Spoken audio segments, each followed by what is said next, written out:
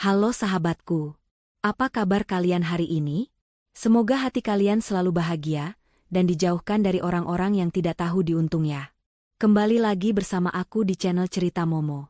Pernah nggak sih kalian membayangkan, diusir di tengah malam oleh suami dan mertua sendiri, hanya karena dianggap miskin dan nggak punya siapa-siapa? Sakit banget kan pastinya? Tapi tunggu dulu. Bagaimana kalau ternyata istri yang diusir itu sebenarnya adalah pemilik perusahaan raksasa tempat suaminya bekerja? Nah, inilah yang dialami oleh Novia. Dia diusir seperti sampah oleh suaminya, Afif, dan mertuanya yang sombong, Bu Wulan. Tapi mereka tidak tahu, 10 menit setelah Novia melangkah keluar rumah, takdir mereka akan berbalik 180 derajat menjadi neraka. Siap-siap, kisah kali ini bakal bikin dada kalian sesak karena emosi di awal, tapi dijamin bakal sorak kegirangan dan puas banget pas lihat pembalasan dendamnya. Ini benar-benar definisi, karma dibayar tunai. Tapi sebelum kita masuk ke drama yang super gregetan ini, yuk kita absen dulu. Jangan lupa untuk tekan tombol like, subscribe, dan nyalakan lonceng notifikasinya biar kalian gak ketinggalan cerita seru lainnya. Terus, ramaikan kolom komentar di bawah ya, tulis nama kalian, asal kota, dan ketik kata hadir. Aku pengen tahu nih, sahabat setia Cerita Momo paling jauh dari kota mana aja? Sudah like dan komen? Oke, tarik napas dalam-dalam, tahan emosi kalian, mari kita masuk ke kisahnya. Suara guntur menggelegar memecah keheningan malam, seolah ikut merasakan hancurnya hati Novia saat itu. Hujan rintik-rintik mulai turun membasahi bumi, namun dinginnya air hujan tak sebanding dengan dinginnya tatapan suami yang selama 2 tahun ini ia abdi dengan tulus.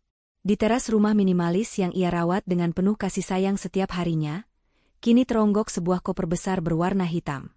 Koper itu baru saja dilempar dengan kasar oleh tangan Afif, suaminya sendiri. Roda koper itu berputar liar sebelum akhirnya ambruk di atas lantai keramik yang dingin, menimbulkan suara keras yang menyayat hati. Novia berdiri mematung di ambang pintu, matanya menatap nanar ke arah koper itu, lalu beralih menatap wajah Afif yang merah padam karena amarah. Tidak ada sedikit pun rasa penyesalan di mata laki-laki itu. Yang ada hanya kebencian dan rasa muak yang seolah sudah lama ia pendam. Novia menarik napas panjang, mencoba menahan air matanya agar tidak tumpah. Ia tidak ingin terlihat lemah di hadapan manusia-manusia yang tidak punya hati ini. Cepat ambil barang rongsokanmu itu dan pergi dari sini, bentak Afif. Suaranya lantang membelah malam, tidak peduli jika tetangga sebelah akan mendengar keributan mereka. Aku sudah muak melihat wajah memelasmu setiap hari. Kau hanya beban, Novia, beban. Belum sempat Novia menjawab, sesosok wanita parubaya muncul dari belakang punggung Afif. Itu adalah Bu Wulan, ibu mertuanya. Wanita itu berkacak pinggang dengan senyum sinis yang menghiasi bibirnya yang bergincu merah menyala. Tatapannya merendahkan, seolah Novia adalah kotoran yang menempel di ujung sepatunya. Bu Wulan melangkah maju, berdiri tepat di samping anaknya, memberikan dukungan penuh atas pengusiran ini. Dengar itu, Novia?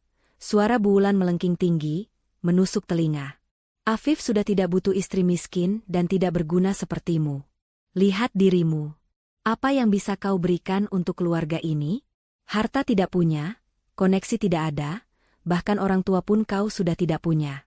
Kau itu sebatang kara, yatim piatu yang menumpang hidup. Kata-kata itu bagaikan sembilu yang menyayat luka lama. Fakta bahwa ia yatim piatu memang benar, tapi mendengar itu dijadikan senjata untuk merendahkannya sungguh menyakitkan. Namun, Novia tetap diam. Ia tidak membalas, tidak berteriak, dan tidak memohon. Sikap tenangnya itu justru membuat Bu Wulan semakin geram. Kenapa diam saja? Berharap kami akan kasihan? Bu Wulan tertawa mengejek, suaranya terdengar sangat kejam di telinga Novia.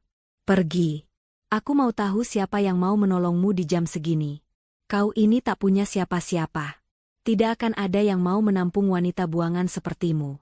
Paling-paling besok pagi kau sudah jadi gelandangan di pasar. Afif menimpali dengan nada yang tak kalah sadis. Ingat, Novia. Jangan pernah bermimpi untuk kembali ke sini. Rumah ini, semua isinya, adalah milikku. Kau datang tanpa membawa apa-apa, jadi kau juga harus pergi tanpa membawa apa-apa selain baju-baju kumuhmu itu. Novia menatap mereka berdua bergantian. Di dalam hatinya, rasa sakit itu perlahan berubah menjadi sesuatu yang lain. Sebuah tekad yang kuat mulai membara. Ia ingat betapa sabarnya ia selama ini menyembunyikan identitas aslinya, berpura-pura menjadi wanita sederhana demi mendapatkan cinta yang tulus.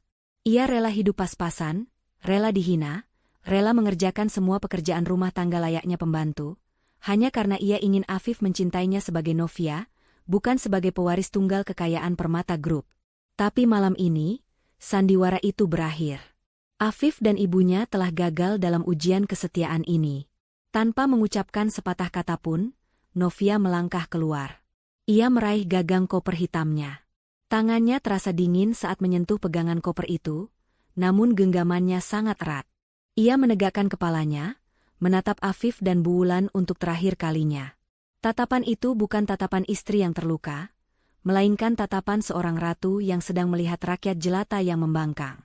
Namun, Afif dan Bu Wulan terlalu buta oleh kesombongan untuk menyadari perubahan sorot mata itu. "Selamat tinggal, Mas Afif, Ibu," ucap Novia pelan, datar, tanpa emosi. Novia membalikkan badan, menyeret kopernya menembus hujan yang mulai deras. Di belakangnya, ia mendengar suara pintu dibanting dengan keras, diikuti oleh gelak tawa Bu Wulan dan Afif yang terdengar samar-samar.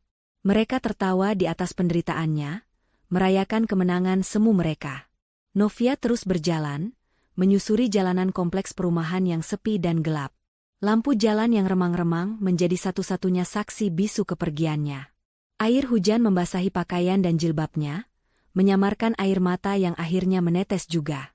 Bukan tangisan kesedihan karena kehilangan suami, melainkan tangisan penyesalan karena telah membuang waktu 2 tahun untuk orang yang salah. Ia berjalan terus hingga mencapai ujung jalan kompleks, menuju sebuah persimpangan yang lebih besar dan gelap. 10 menit berlalu. Novia berhenti di bawah sebuah pohon besar di pinggir jalan raya untuk berteduh sejenak. Tubuhnya menggigil kedinginan, namun hatinya kini mulai membeku. Ia merogoh saku gamisnya yang basah, mengeluarkan sebuah ponsel pintar yang selama ini ia sembunyikan. Ponsel itu bukan ponsel butut yang biasa ia pakai di depan Afif, melainkan ponsel keluaran terbaru edisi terbatas. Jari jemarinya dengan lincah menekan sebuah nomor. Tidak butuh waktu lama, panggilan itu tersambung. "Jemput saya sekarang. Titik koordinat sudah saya kirim." Perintah Novia singkat, nadanya penuh otoritas, sangat berbeda dengan nada bicara lembut yang biasa ia gunakan di rumah. Hanya berselang beberapa menit setelah ia menutup telepon, sorot lampu LED yang menyilaukan membelah kegelapan malam. Sebuah mobil sedan hitam mewah yang panjang dan mengkilap meluncur perlahan mendekati tempat Novia berdiri. Suara mesinnya begitu halus, nyaris tak terdengar, kontras dengan gemuruh hujan. Mobil itu berhenti tepat di depan Novia. Seorang pria berseragam rapi dengan jas hitam bergegas turun dari kursi pengemudi, sambil membawa payung besar. Itu adalah Pak Rashid, ajudan pribadinya yang paling setia.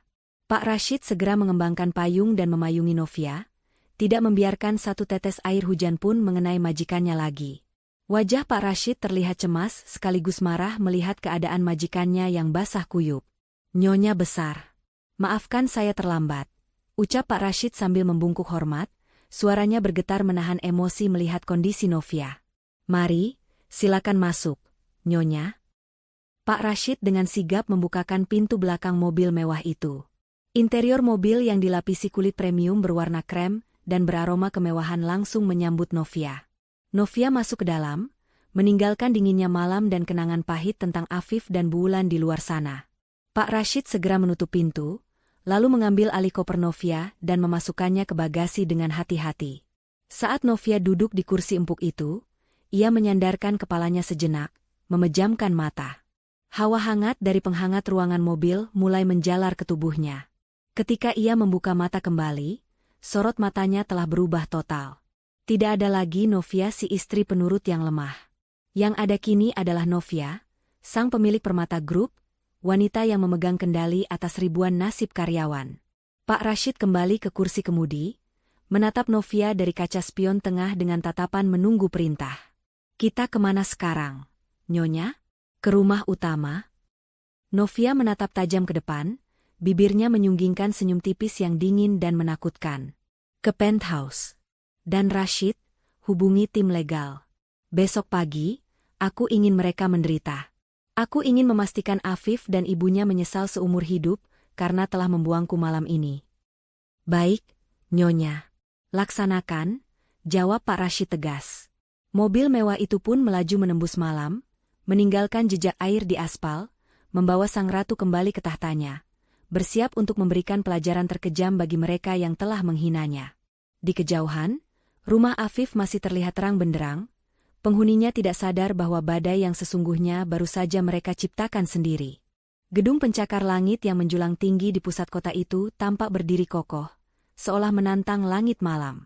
Di lantai paling atas, terdapat sebuah penthouse super mewah yang selama 2 tahun terakhir dibiarkan kosong, menunggu pemilik aslinya kembali. Lift pribadi berdenting pelan, pintunya terbuka, menampakkan sosok Novia yang kini sudah berganti rupa. Gamis basah dan koper bututnya telah diambil alih oleh para pelayan yang menyambutnya dengan tundukan hormat. Novia melangkah keluar dari lift. Kakinya yang jenjang kini melangkah di atas lantai marmer Italia yang dingin namun berkilau. Ia berjalan menuju dinding kaca raksasa yang menyuguhkan pemandangan kelap-kelip lampu kota Jakarta. Dari ketinggian ini, semua masalah yang ia hadapi di bawah sana terasa begitu kecil. Sekerdil sosok Afif dan Bu Wulan yang kini mungkin sedang tertidur pulas dengan mimpi-mimpi kosong mereka. Siapkan air hangat dan baju ganti saya. Buang semua pakaian yang saya pakai tadi. Bakar jika perlu, perintah Novia datar kepada kepala pelayan yang berdiri sigap di sudut ruangan. Baik, Nyonya besar, jawab pelayan itu patuh, lalu bergegas pergi melaksanakan perintah tanpa banyak tanya. Novia menatap pantulan dirinya di kaca. Wajahnya yang polos tanpa riasan masih menyisakan jejak lelah, namun matanya kini menyala dengan api yang berbeda. Ia teringat kembali masa-masa ketika ia harus bangun jam 4 pagi untuk menyiapkan sarapan bagi Bu Wulan yang rewel, mencuci baju Afif dengan tangan karena mesin cuci rusak dan Afif pelit untuk memperbaikinya, hingga menahan lapar karena uang belanja yang diberikan Afif sangat pas-pasan. Semua pengorbanan itu ia lakukan demi sebuah kata, ketulusan. Ia ingin membuktikan bahwa cinta tidak butuh harta. Namun, realitas menamparnya keras malam ini. Ketulusan di mata Afif dan ibunya hanyalah kebodohan yang bisa dimanfaatkan. Setelah membersihkan diri dan membasuh segala sisa air hujan serta kenangan pahit yang melekat di kulitnya, Novia keluar dari kamar mandi dengan mengenakan jubah tidur berbahan sutra merah marun yang elegan. Rambutnya yang panjang tergerai indah, wajahnya kini terlihat segar meski tatapannya tetap sedingin es. Ia berjalan menuju ruang kerja pribadinya yang luas. Di sana, Pak Rashid sudah menunggu bersama seorang pria parubaya berkacamata tebal yang tampak sangat serius. Pria itu adalah Pak Johan, pengacara senior kepercayaan keluarga Novia sekaligus kepala tim legal Permata Group. Selamat malam, Nyonya Novia. Maaf mengganggu istirahat Anda, tapi Pak Rashid bilang ini mendesak. Sapa Pak Johan sambil berdiri dan membungkuk hormat. Di meja, tumpukan berkas sudah tertata rapi. Novia duduk di kursi kebesarannya, kursi kulit hitam yang empuk dan megah, tempat di mana seharusnya ia berada selama ini. Ia menyilangkan kakinya dengan anggun, menatap Pak Johan dengan sorot mata tajam. Duduklah, Pak Johan. Kita tidak punya banyak waktu untuk basa-basi, ucap Novia tegas. Bagaimana status perusahaan tempat mantan suami saya bekerja? PT Sinergi Abadi. Benar? Pak Johan mengangguk cepat sambil membuka salah satu berkas di hadapannya. Benar, Nyonya. PT Sinergi Abadi adalah salah satu vendor kecil yang selama ini mensuplai bahan baku ke anak perusahaan kita. Kondisi keuangan mereka sedang tidak sehat. Sebenarnya, mereka sudah lama mengajukan proposal agar diakuisisi oleh Permata Group untuk menyelamatkan aset mereka dari kebangkrutan. Senyum tipis yang mengerikan terukir di bibir Novia. Bagus. Kebetulan sekali. Besok pagi, saat pasar saham dibuka, lakukan akuisisi penuh. Beli perusahaan itu. Jangan menawar. Pastikan sebelum jam makan siang, PT Sinergi Abadi sudah resmi menjadi milik Permata Group. Saya ingin nama saya tercantum sebagai pemilik mutlak di struktur organisasi baru mereka. Pak Johan mencatat instruksi itu dengan cepat, meski keningnya sedikit berkerut heran. Baik, Nyonya. Prosesnya bisa kami percepat lewat jalur prioritas. Tapi, Boleh saya tahu alasannya? Nilai perusahaan itu tidak seberapa dibanding aset Nyonya yang lain. Anggap saja itu mainan baru saya, Pak Johan. Mainan untuk menghancurkan tikus-tikus yang sombong, jawab Novia penuh teka-teki. Satu lagi. Besok malam adalah perayaan ulang tahun ke-50 Permata Group, bukan? Benar, Nyonya. Gala dinner akan diadakan di Grand Ballroom Hotel Imperial. Semua persiapan sudah 99% selesai. Para kolega bisnis, pejabat, dan sosialita ibu kota sudah konfirmasi kehadiran. Novia memutar kursi kerjanya sedikit, menatap kembali ke arah jendela. Saya ingin ada tambahan 2 tamu VVIP. Kirimkan undangan emas eksklusif pagi-pagi sekali ke alamat ini. Novia menyebutkan alamat rumah kontrakan Afif dengan lancar. Tujukan kepada Bapak Afif dan Ibu Wulan. Pastikan undangannya terlihat sangat mewah dan mahal. Buat narasi bahwa mereka diundang khusus oleh jajaran direksi, karena prestasi kerja Afif yang luar biasa. Pak Rashid yang berdiri di samping meja tampak terkejut, namun segera memahami arah permainan majikannya. Nyonya ingin memancing mereka keluar dari sarangnya. Bukan hanya memancing, Rashid. Aku ingin menerbangkan mereka setinggi-tingginya ke angkasa. Novia mengepalkan tangannya perlahan di atas meja, beri mereka harapan palsu. Biarkan mereka merasa menjadi raja dan ratu sehari. Biarkan mereka merasa bahwa membuangku adalah keputusan terbaik yang membawa keberuntungan. Karena semakin tinggi mereka terbang, semakin hancur tulang-tulang mereka saat aku hempaskan ke tanah nanti. Pak Johan mengangguk mengerti. Ia bisa merasakan aura dendam yang begitu pekat dari wanita di hadapannya. Ia tidak pernah melihat Novia semarah ini. Saya mengerti, Nyonya. Undangan akan dikirimkan oleh kurir prioritas besok jam 7 pagi. Ada instruksi lain? Blokir semua akses saya ke rekening bersama? Ah, tidak perlu. Rekening itu isinya hanya uang receh sisa belanja. Biarkan saja. Novia mengibaskan tangannya, lalu teringat sesuatu. Oh ya, cek limit kartu kredit perusahaan yang dipegang Afif. Saya tahu dia memegang kartu tambahan dari fasilitas kantor lamanya yang limitnya kecil. Saat kita akuisisi besok, naikkan limit kartu kredit korporat atas nama jabatannya menjadi unlimited. Tapi, hubungkan notifikasinya langsung ke ponsel saya. Unlimited, Nyonya? Itu berbahaya. Dia bisa menghabiskan uang perusahaan, Pak Johan mengingatkan. Justru itu tujuannya, Pak Johan. Mata Novia berkilat licik. Aku ingin melihat seberapa rakus manusia-manusia itu. Biarkan mereka belanja sepuasnya. Biarkan mereka membeli dunia jika mereka mau. Karena pada akhirnya, semua tagihan itu akan menjadi jerat leher yang mematikan bagi mereka.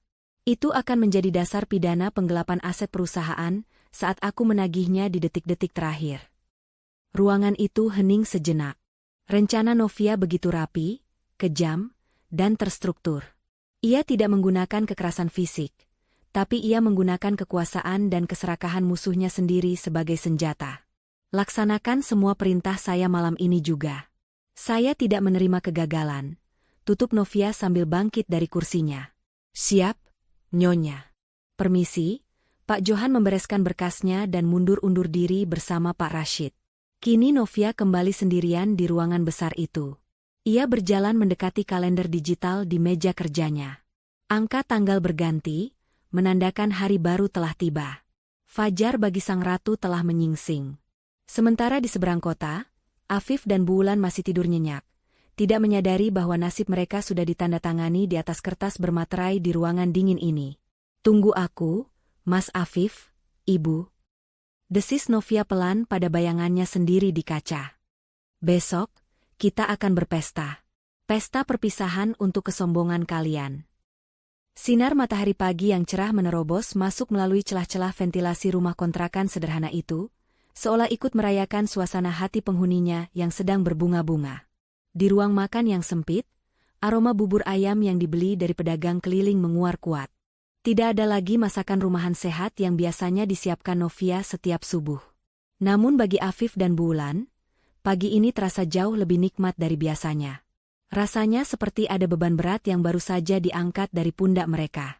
Rasanya rumah ini jadi lebih lega ya, Bu, tanpa ada si muka masam itu, celetuk Afif sambil menyuap bubur ayamnya dengan lahap. Wajahnya terlihat berseri-seri, tidak ada sedikitpun rasa bersalah setelah mengusir istrinya tadi malam di tengah hujan deras. Bu Wulan mengangguk setuju sambil menyeruput teh manisnya. Benar sekali, Viv. Hawa rumah ini jadi sejuk. Ibu bilang juga apa? Perempuan itu cuma bawa aura negatif. Lihat saja, baru semalam dia pergi, perasaan kita langsung tenang. Rezeki pasti sebentar lagi mengalir deras. Belum sempat Afif menanggapi, suara ketukan sepatu hak tinggi terdengar dari arah teras, diikuti dengan salam yang diucapkan dengan nada manja yang dibuat-buat. Assalamualaikum.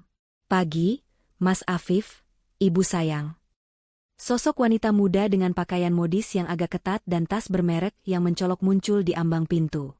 Itu Bella, wanita yang selama ini diam-diam menjalin hubungan dengan Afif di belakang Novia. Wajahnya penuh riasan tebal, kontras dengan penampilan Novia yang selalu natural. Melihat kedatangan Bella, wajah Bu Wulan langsung sumringah. Ia segera berdiri dan menyambut Bella dengan pelukan hangat. Pelukan yang tidak pernah ia berikan kepada Novia selama 2 tahun ini. Waalaikumsalam, calon mantu idaman ibu. Ayo masuk, Nak Bella. Duh, pagi-pagi sudah cantik dan wangi begini, beda jauh sama yang kemarin itu, kucel kayak lepel. Puji Bu Wulan sambil melirik sinis ke arah pintu kamar bekas Novia. Bella terkikik manja sambil duduk di samping Afif, menggelayut manja di lengan pria itu. Ah, ibu bisa saja. Aku kan harus selalu tampil cantik buat Mas Afif. Oh ya, aku dengar, Benalu, itu sudah pergi ya? Bagus deh, jadi aku bisa main ke sini tanpa harus sembunyi-sembunyi lagi. Sudah beres, Bel. Semalam sudah aku usir. Jawab Afif bangga, seolah mengusir istri adalah sebuah prestasi membanggakan. Sekarang kita bebas. Di tengah obrolan penuh tawa jahat itu, terdengar suara motor berhenti tepat di depan pagar rumah. Bukan suara motor bebek biasa, melainkan suara motor sport besar. Seorang kurir berseragam rapi dengan jaket kulit hitam dan helm full face turun dari motornya. Ia membawa sebuah amplop besar berwarna emas yang terlihat sangat eksklusif. Permisi. Paket prioritas untuk Bapak Afif. Seru kurir itu lantang. Afif mengerutkan kening, merasa tidak memesan apapun. Ia beranjak keluar, diikuti oleh Bella dan Bu Wulan yang penasaran. Saya Afif. Paket apa ini? Kiriman dokumen VVIP dari kantor pusat Permata Group, Pak. Mohon tanda tangan di sini, ucap kurir itu sambil menyodorkan tablet digital. Sikap kurir itu sangat profesional dan hormat, membuat Afif merasa dirinya adalah orang penting. Setelah kurir itu pergi, Afif memandangi amplop emas di tangannya dengan takjub. Logo Permata Group tercetak timbul dengan tinta emas asli. Permata Group adalah raksasa bisnis yang menjadi induk dari banyak perusahaan, termasuk perusahaan tempat Afif bekerja sebagai manajer pemasaran level menengah. Buka, Mas. Cepat buka. Itu pasti sesuatu yang mahal, desak Bella tidak sabar. Dengan tangan gemetar karena antusias, Afif merobek segel amplop itu. Di dalamnya terdapat sebuah kartu undangan tebal berbahan bludru merah marun dengan tulisan emas yang menyilaukan mata. Kepada YTH. Bapak Afif pasangan. Direksi Permata Group dengan hormat mengundang Anda untuk menghadiri gala dinner perayaan ulang tahun ke-50 Permata Group. Bertempat di Grand Ballroom Hotel Imperial. Dress code, glamour elegant. Mata Afif terbelalak lebar. Mulutnya menganga tak percaya. Ya Tuhan, Ibu, Bella, lihat ini, aku diundang ke gala dinner Permata Group. Ini acara super mewah yang cuma dihadiri para bos besar dan konglomerat. Bu Wulan langsung merebut undangan itu, matanya berbinar-binar melihat kemewahan kartu undangan tersebut. Ya ampun, Viv, ini tandanya kamu dianggap orang penting. Jangan-jangan kamu mau diangkat jadi direktur utama? Pasti begitu, Bu. Tidak mungkin karyawan biasa dapat undangan VVIP begini kalau bukan karena prestasi kerjaku yang luar biasa selama ini, akhirnya dilihat oleh pemilik grup. Seru Afif penuh percaya diri. Dadanya membusung sombong. Bu Wulan menepuk tangannya keras-keras sambil tertawa puas. Nah, apa ibu bilang tadi? Baru saja si Novia pembawa sial itu pergi, rezeki nomplok langsung datang. Coba kalau dia masih di sini, pasti undangan ini nyasar ke tempat lain. Ini bukti kalau keputusan kita mengusir dia itu benar 100%.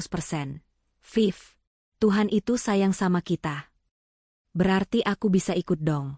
Mas, di sini kan tulisannya, dan pasangan, rengek Bella sambil menunjuk tulisan di undangan. Tentu saja kamu yang ikut. Sayang, masa aku bawa ibu? Nanti dikira aku anak mami. Kamu kan calon istriku yang cantik. Kamu pantas bersanding denganku di sana. Jawab Afif sambil mencubit pipi Bella. Tiba-tiba, ponsel di saku celana Afif bergetar panjang. Sebuah notifikasi email masuk. Afif mengeceknya dan matanya semakin melotot. Kali ini hampir keluar. Itu adalah notifikasi dari bank penerbit kartu kredit korporat kantornya. Limit kredit Anda telah diperbarui. Status, unlimited. Selamat menikmati fasilitas eksekutif. Afif nyaris menjatuhkan ponselnya. Gila, gila. Bu, Bel, lihat ini. Fasilitas kartu kredit kantorku baru saja di-upgrade jadi unlimited. Tanpa batas. Ini pasti fasilitas buat persiapan pesta nanti malam. Kantor benar-benar memanjakanku. Bella mempeki kegirangan, matanya berbinar licik membayangkan barang-barang bermerek yang bisa ia beli. Mas Afif serius? Unlimited? Berarti kita bisa beli baju paling mahal buat nanti malam dong? Bukan cuma baju, Bel, kita bisa beli apa saja. Afif tertawa lepas, merasa dunia kini berada di genggamannya. Ia merasa seperti raja kecil yang baru saja naik tahta. Ayo siap-siap. Kita pergi ke mall sekarang. Kita borong semua butik mahal. Aku mau tunjukkan pada semua orang di pesta nanti siapa Afif yang sebenarnya. Dan ibu juga harus beli perhiasan baru. Jangan mau kalah sama istri-istri pejabat di sana. Aduh, anak ibu memang paling berbakti. Bu Wulan memeluk Afif erat, lalu beralih memeluk Bella. Ayo cepat dandan. Kita habiskan uang perusahaan bodoh itu.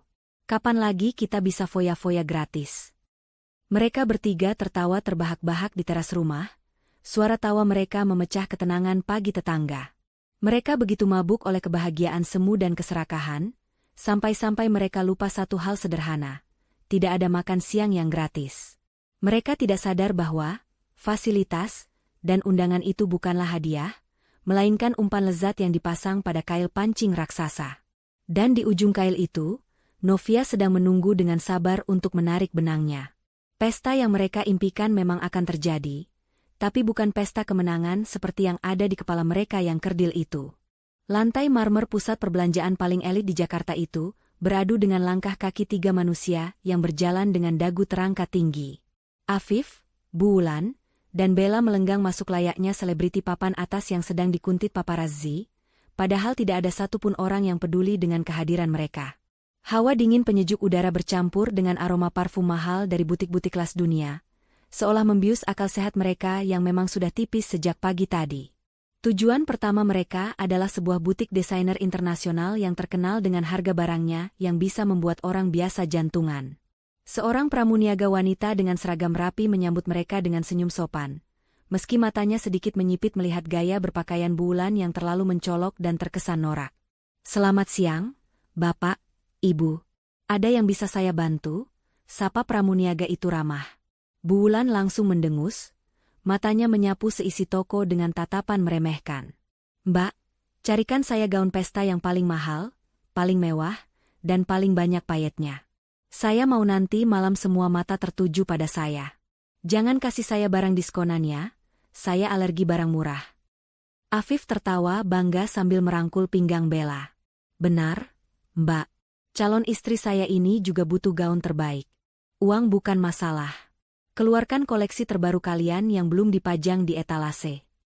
Pramuniaga itu mengangguk cepat. Naluri penjualnya langsung bekerja saat mencium bau uang, meskipun ia harus menahan rasa geli melihat tingkah laku orang kaya baru di hadapannya ini. Dalam sekejap, berbagai gaun mewah dikeluarkan.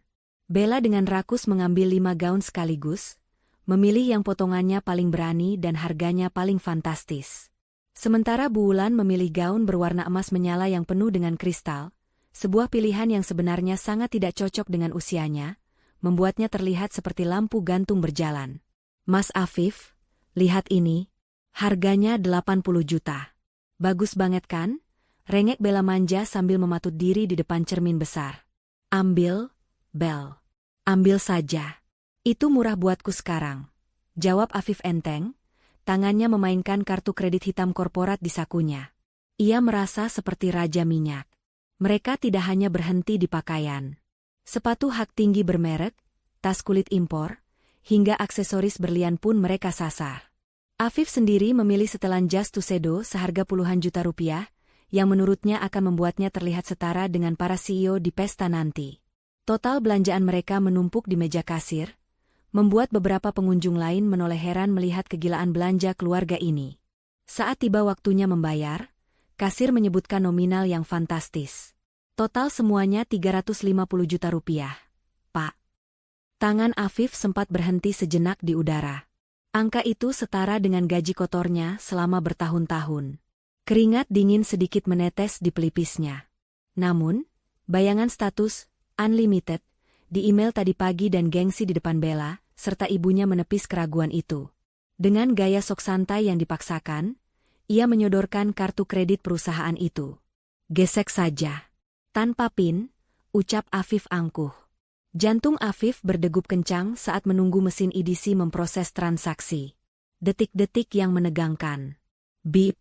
Struk keluar. Transaksi berhasil. Terima kasih, Pak. Transaksi disetujui, ucap kasir sambil tersenyum lebar. Afif menghembuskan napas lega yang panjang. Ternyata benar. Kartu ini sakti. Batinnya bersorak. Rasa percaya dirinya langsung melesat menembus atap mal. Ia merasa tak terkalahkan. Bu Wulan dan Bella mempeki kegirangan, langsung menyambar kantong-kantong belanjaan mewah itu dengan mata berbinar. Hebat kamu, Viv. Ini baru anak ibu. Coba kalau istri kamu masih si Novia itu, boro-boro beli gaun puluhan juta, beli daster di pasar saja dia mikir 1000 kali. Cemooh Bu Wulan sambil menenteng tas belanjaannya dengan bangga. Jangan sebut nama wanita kampung itu lagi, Bu. Dia cuma masa lalu yang kelam. Sekarang masa depanku cerah bersama Bella dan perusahaan yang menghargaiku, sahut Afif sambil memperbaiki kerah kemejanya. Tanpa mereka sadari, di sebuah ruangan sunyi di puncak gedung pencakar langit lain, sebuah ponsel pintar bergetar di atas meja marmer. Novia melirik layar ponselnya yang menampilkan notifikasi real-time dari sistem keuangan perusahaan. Alert, transaksi kartu kredit korporat, IDR 350 juta, merchant, high-end fashion mall. Novia tidak marah. Ia justru menyesap teh herbalnya dengan tenang, seulas senyum tipis tersungging di bibirnya. Senyum yang bukan karena kebahagiaan, melainkan kepuasan melihat tikus-tikus itu memakan umpan racun dengan lahap. 350 juta untuk kostum badut kalian?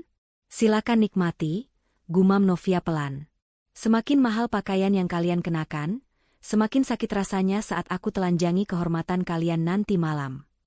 Kembali ke mal, Afif, Bu Wulan, dan Bella berjalan keluar dari butik dengan perasaan di atas angin. Mereka bahkan sempat memaki seorang petugas kebersihan tua yang tidak sengaja menyenggol tas belanjaan Bella. Hei! Kalau jalan pakai mata dong. Tas ini harganya lebih mahal dari harga dirimu seumur hidup tahu. Bentak Bella kasar, membuat petugas tua itu menunduk ketakutan dan meminta maaf berkali-kali. Sudah, sayang. Jangan buang energimu untuk meladeni orang rendahan. Kita harus segera pulang dan bersiap. Malam ini adalah panggung kita, ujar Afif menenangkan Bella, namun matanya menatap jijik ke arah petugas kebersihan itu. Sikap arogan mereka semakin menjadi-jadi.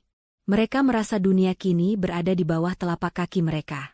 Uang perusahaan yang mereka hamburkan dianggap sebagai hak mutlak atas kerja keras Afif yang sebenarnya biasa-biasa saja. Mereka pulang dengan mobil taksi online, karena mobil Afif masih di bengkel, namun membayangkan besok mereka akan membeli mobil sport baru.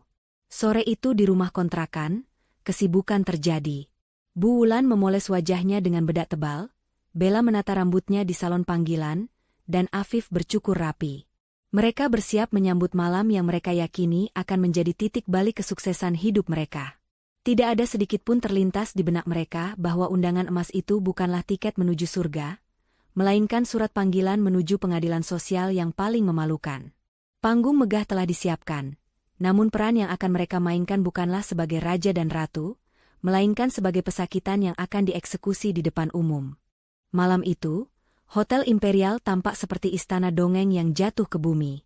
Cahaya keemasan memancar dari setiap jendela, sementara deretan mobil super mewah, mulai dari Rolls-Royce, Ferrari, hingga Bentley, mengantre rapi di lobi utama untuk menurunkan penumpangnya. Para tamu yang hadir adalah kaum elit Jakarta, konglomerat, pejabat tinggi, dan selebriti papan atas. Suasana di lobi hotel begitu hening dan berkelas, hanya terdengar suara gesekan sepatu mahal dan percakapan lirih yang sopan. Namun, ketenangan elegan itu sedikit terusik ketika sebuah taksi online premium berhenti tepat di depan karpet merah. Pintu taksi terbuka, dan turunlah 3 sosok yang penampilannya sukses membuat beberapa petugas valet menahan napas, bukan karena kagum, melainkan karena kaget. Afif melangkah keluar lebih dulu dengan setelan tuxedo mahalnya yang sedikit terlalu ketat, berusaha meniru gaya James Bond namun dengan aura arogansi yang kental. Di belakangnya, Bella turun dengan gaun merah menyala yang potongannya sangat berani, memamerkan lekuk tubuh secara berlebihan yang kurang pantas untuk acara sekelas ini. Dan yang paling mencolok adalah Bu Wulan. Ia mengenakan gaun emas penuh payet yang berkilauan menyakitkan mata setiap kali terkena cahaya lampu. Leher, pergelangan tangan, dan jari-jarinya dipenuhi perhiasan emas tebal yang ia beli tadi siang. Ia terlihat seperti toko emas berjalan. Tanpa rasa malu sedikitpun, Bu Wulan mengibaskan selendang bulu palsunya dan berjalan mendahului Afif, dagunya terangkat tinggi seolah ia adalah pemilik hotel tersebut. "Lihat, Fif. Semua orang melihat kita," bisik Bella sambil mengeratkan pegangannya di lengan Afif. Matanya menyapu sekeliling, menikmati tatapan heran para tamu lain yang ia artikan sebagai tatapan kekaguman. "Tentu saja, sayang. Malam ini kita adalah bintangnya. Mereka pasti penasaran siapa pasangan serasi yang baru datang ini," jawab Afif dengan percaya diri selangit. Ia melemparkan kunci taksi, yang sebenarnya tidak perlu ia lakukan karena itu taksi online, kepada petugas valet yang bingung, lalu melenggang masuk. Di depan pintu masuk Grand Ballroom, petugas penerima tamu yang mengenakan seragam rapi meminta undangan mereka. Afif dengan gerakan teatrikal mengeluarkan undangan emas VVIP dari saku jas dalamnya. Saat melihat undangan itu, alis petugas sedikit terangkat. Ia menatap Afif, lalu menatap layar tablet di tangannya yang berisi daftar tamu. Ada kilatan aneh di mata petugas itu, sebuah tatapan yang sulit diartikan, campuran antara rasa kasihan dan geli. Namun dengan cepat ia menyembunyikannya di balik senyum profesional. "Selamat datang, Bapak Afif dan keluarga. Silakan masuk. Meja Anda ada di barisan depan, dekat panggung utama," ucap petugas itu ramah, terlalu ramah malah. Mendengar kata, barisan depan, hati Afif melonjak girang. Ia menyenggol lengan ibunya. "Dengar itu, Bu? Barisan depan? Itu tempat khusus untuk direksi dan pemegang saham utama. Posisiku pasti sudah aman di puncak perusahaan." Mereka melangkah masuk ke dalam ballroom yang megah. Ribuan bunga segar menghiasi ruangan, orkestra memainkan musik klasik yang menenangkan, dan para pelayan berseragam putih berlalu lalang membawa nampan berisi minuman dan canape. Para tamu lain tampak berbaur dalam kelompok-kelompok kecil, mengobrol dengan gelas kristal di tangan. Penampilan mereka sangat berbeda dengan rombongan Afif. Kebanyakan tamu wanita mengenakan gaun elegan dengan warna-warna pastel atau gelap yang memancarkan aura quiet luxury, sementara para prianya mengenakan setelan jas yang pas badan dan berwibawa. Kehadiran Bu Wulan dengan gaun emasnya yang berisik, dan Bella yang terlalu terbuka, kontras sekali dengan keanggunan sekelilingnya. Mereka seperti burung merak yang tersesat di antara kumpulan angsa putih. Beberapa tamu senior tampak berbisik-bisik sambil melirik ke arah mereka, menutup mulut dengan kipas atau gelas minuman. "Ih, lihat deh ibu-ibu di sana itu," cibir Bu Wulan dengan suara yang cukup keras, menunjuk seorang wanita tua berambut perak yang mengenakan gaun hitam polos tanpa perhiasan mencolok. Bajunya sepi banget, kayak orang mau melayat. Pasti dia cuma istri karyawan rendahan yang numpang makan di sini. Afif tertawa kecil. "Biarkan saja, Bu. Tidak semua orang punya selera kelas atas seperti kita. Mungkin mereka tidak mampu beli perhiasan seperti yang ibu pakai." Padahal, wanita tua yang mereka hina itu adalah salah satu investor properti terkaya di Asia Tenggara yang harga satu bros kecil di dadanya bisa membeli seluruh kompleks perumahan Afif. Ketidaktahuan dan kesombongan telah membutakan mata hati mereka. Mereka berjalan membelah kerumunan menuju meja bundar di depan panggung. Di meja itu tertulis nama, BPK Afif Keluarga. Afif menarik kursi untuk Bella dan ibunya dengan gaya berlebihan. Ia merasa telah menaklukkan dunia. Ia melihat beberapa atasan langsungnya di kantor, manajer senior dan kepala divisi, duduk di meja yang letaknya di belakang mejanya. Hal ini semakin membesarkan kepalanya. Lihat Pak Rudi itu, bisik Afif pada Bella sambil menunjuk bosnya. Biasanya dia yang paling galak menyuruhku ini itu. Sekarang dia duduk di belakangku. Besok, aku yang akan memecatnya kalau dia berani macam-macam. Bella tertawa manja. Duh, Mas Afif hebat banget sih. Aku jadi makin cinta. Nanti kalau sudah naik gaji, kita ganti mobil ya, Mas. Malu dong sama undangan VVIP kalau masih naik taksi. Tenang saja, besok kita ke showroom, janji Afif enteng. Pelayan datang menawarkan minuman. Afif mengambil gelas dengan kasar tanpa mengucapkan terima kasih, memperlakukan pelayan itu seolah budak. Ia meneguk minumannya sambil menyandarkan punggung, kakinya disilangkan, matanya menatap panggung kosong yang megah dengan sorot mata lapar akan pengakuan. Waktu terus berjalan, ruangan semakin penuh. Tiba-tiba, lampu ruangan meredup perlahan. Musik orkestra berhenti, digantikan oleh suara fanfare yang megah. Seorang MC pria dengan suara bariton naik ke atas panggung, berdiri di bawah sorot lampu sorot tunggal. Selamat malam, hadirin sekalian yang terhormat, sapa MC itu, suaranya menggema ke seluruh penjuru ruangan. Terima kasih telah hadir dalam perayaan 50 tahun Permata Group. Malam ini sangat istimewa. Karena untuk pertama kalinya setelah sekian lama, kita akan menyambut sosok yang selama ini memimpin kita dari balik layar. Sosok yang memegang kendali penuh atas seluruh lini bisnis Permata Group. Jantung Afif berdegup kencang. Ia merapikan dasi kupu-kupunya, bersiap-siap jika namanya yang dipanggil.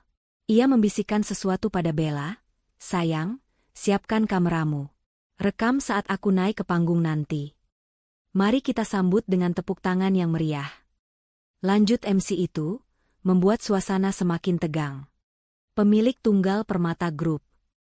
Afif sudah setengah berdiri dari kursinya, senyum lebar menghiasi wajahnya, tangannya siap melambaikan salam kepada para hadirin. Bu Wulan juga sudah membusungkan dada, siap menjadi ibu dari sang direktur utama. Mereka benar-benar tidak menyadari bahwa di balik tirai panggung, sosok yang akan keluar bukanlah Afif, melainkan mimpi buruk yang akan menghancurkan hidup mereka dalam hitungan detik. Ketinggian tempat mereka terbang saat ini, hanyalah persiapan untuk jatuhnya yang paling menyakitkan. Ibu Novia Anindita. Teriakan lantang MC itu menggema ke seluruh penjuru ballroom, diikuti oleh tepuk tangan yang gemuruh laksana ombak menghantam karang. Ribuan tamu undangan serentak berdiri, memberikan standing ovation sebagai tanda penghormatan tertinggi. Di meja paling depan, waktu seakan berhenti mendadak bagi Afif. Tubuhnya yang tadi sudah setengah berdiri dengan senyum lebar, kini membeku dalam posisi canggung yang memalukan. Senyum di bibirnya perlahan luntur, berganti dengan ekspresi bingung yang konyol. Novia, gumam Afif pelan, matanya mengerjap-ngerjap tak percaya. Kenapa namanya sama dengan? Belum sempat otaknya memproses kebetulan aneh itu, pintu raksasa di tengah panggung perlahan terbuka. Asap dingin buatan menyembur dramatis, menciptakan siluet seorang wanita yang berdiri anggun di sana. Saat asap mulai menipis dan sorot lampu utama fokus ke satu titik, sosok itu melangkah maju. Novia. Benar-benar Novia. Namun, ini bukan Novia yang biasa Afif lihat mengenakan daster lusuh sambil mengepel lantai. Ini adalah Novia dalam versi yang tak pernah terbayangkan oleh otak sempit Afif dan keluarganya. Ia mengenakan gaun sutra merah darah marun rancangan desainer Paris yang menjuntai indah menyapu lantai, memeluk tubuhnya dengan sempurna namun tetap sopan. Di kepalanya tersemat tiara berlian kecil yang berkilau tajam, dan di lehernya melingkar kalung berlian seukuran biji jagung yang harganya mungkin bisa membeli seluruh kompleks perumahan tempat Afif tinggal. Wajahnya dipulas make-up natural namun tegas, menonjolkan fitur wajahnya yang sebenarnya sangat cantik namun selama ini tertutup oleh kelelahan dan kesedihan. Ia berjalan dengan dagu terangkat, tatapannya lurus ke depan, dingin, dan penuh kuasa. Di belakangnya, Pak Rashid dan Pak Johan berjalan mengiringi layaknya pengawal setia yang menjaga sang ratu. Afif jatuh terduduk kembali ke kursinya. Kakinya lemas seketika. Itu Novia, Bu? Itu istriku? Suaranya bergetar, nyaris tak terdengar. Bu Wulan yang sedang mengunyah kue sus, tersedak kaget. Matanya menyipit, berusaha menajamkan penglihatan melewati kilau lampu sorot. Ia menatap sosok di panggung itu lekat-lekat, lalu menggeleng kuat-kuat. Penolakannya terhadap kenyataan begitu keras. Gak mungkin, Viv. Mustahil. Sergah Bu Wulan panik, namun nadanya terdengar seperti berusaha meyakinkan dirinya sendiri. Lihat baik-baik.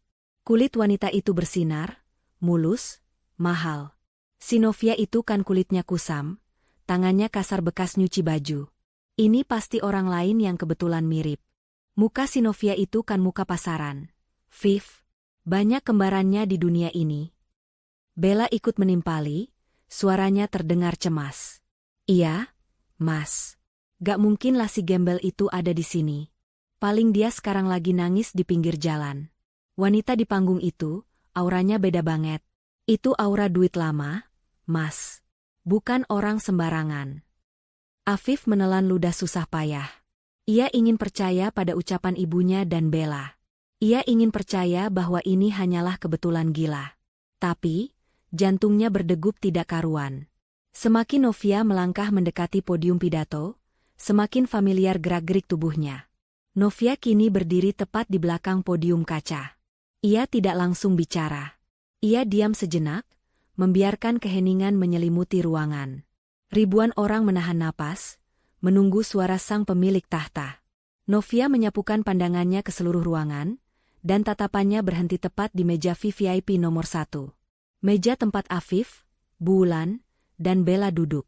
Senyum tipis terukir di bibir Novia. Senyum yang membuat darah Afif berdesir ngeri. Selamat malam, para hadirin sekalian.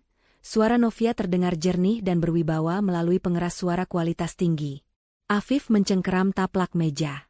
Suara itu suara yang sama yang setiap pagi membangunkannya. Itu suara yang sama yang sering ia bentak. Tidak salah lagi. Terima kasih sudah hadir di perayaan ulang tahun perusahaan saya. Lanjut Novia tenang. Malam ini saya berdiri di sini bukan hanya untuk merayakan kesuksesan bisnis, tapi juga untuk merayakan sebuah kebebasan. Kebebasan dari parasit yang selama ini menggerogoti hidup saya. Bu Wulan mulai gelisah di kursinya. Keringat dingin sebesar biji jagung mulai menetes di dahinya yang tertutup bedak tebal. Viv, suaranya kok persis banget ya? SSTTT. Diam dulu, Bu, desis Afif kasar. Matanya tak lepas dari Novia. Novia melanjutkan pidatonya, namun matanya tetap terkunci pada mantan keluarganya. Banyak yang bertanya, kenapa selama 2 tahun ini saya, pemilik Permata Group, memilih hidup dalam bayang-bayang? Jawabannya sederhana. Saya sedang melakukan sebuah eksperimen sosial. Saya ingin mencari ketulusan. Saya menyamar menjadi wanita biasa, menikah dengan pria biasa, dan hidup sederhana. Suasana ruangan mulai riuh rendah dengan bisik-bisik. Para tamu undangan saling pandang, penasaran dengan cerita hidup sang miliarder misterius ini. Namun sayang, nada bicara Novia berubah menjadi tajam setajam silet. Eksperimen itu gagal total. Orang yang saya harapkan memberikan cinta tulus, ternyata hanya mencintai apa yang terlihat oleh mata. Ketika saya berpura-pura tidak punya apa-apa, saya dibuang seperti sampah. Diusir di tengah malam saat hujan deras. Mati aku. Desah Afif lemas. Wajahnya pucat pasi seperti mayat. Kini ia yakin 100%. Wanita di atas panggung itu adalah istrinya yang ia usir semalam. Ingatannya berputar kembali ke momen saat ia melempar koper Novia. Bu Wulan gemetar hebat. Gelas minuman di tangannya beradu dengan piring kecil, menimbulkan bunyi terang-terang yang mengganggu. Bella yang tadinya menempel manja pada Afif, perlahan menggeser duduknya menjauh, naluri bertahannya mulai menyala. Tapi tenang saja, Novia tersenyum lagi, kali ini lebih manis namun mematikan. Saya tidak sedih.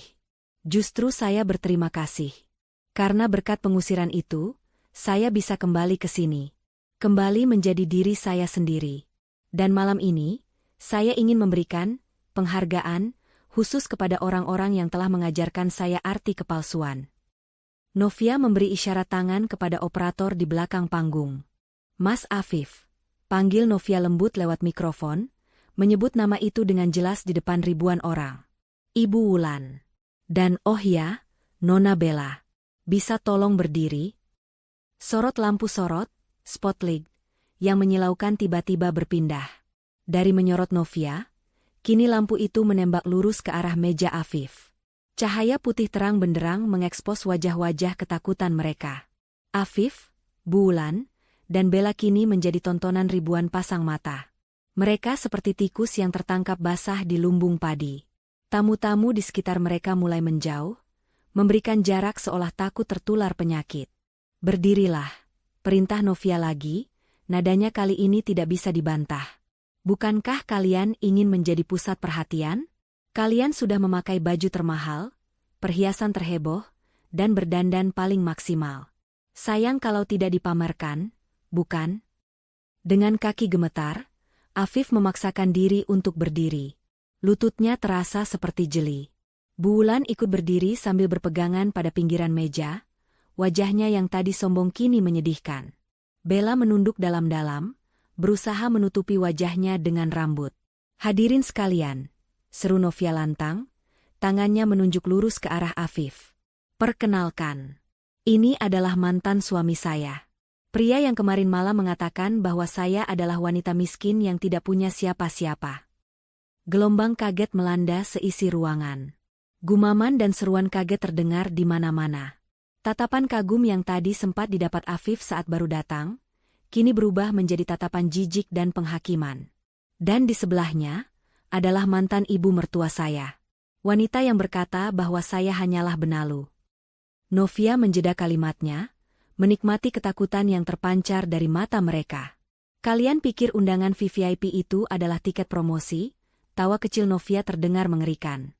Oh, betapa salahnya kalian. Itu adalah tiket menuju pertunjukan terakhir kalian. Karena mulai detik ini, permainan yang sebenarnya baru saja dimulai. Afif merasakan dunianya runtuh. Ia ingin lari, ingin menghilang di telan bumi, tapi kakinya terpaku di lantai. Ia sadar, ia telah masuk ke kandang singa dengan sukarela, dan singa itu kini sedang kelaparan. Novia di atas panggung itu bukanlah istri yang bisa ia bentak lagi. Dia adalah raksasa yang siap menginjaknya hingga hancur lebur.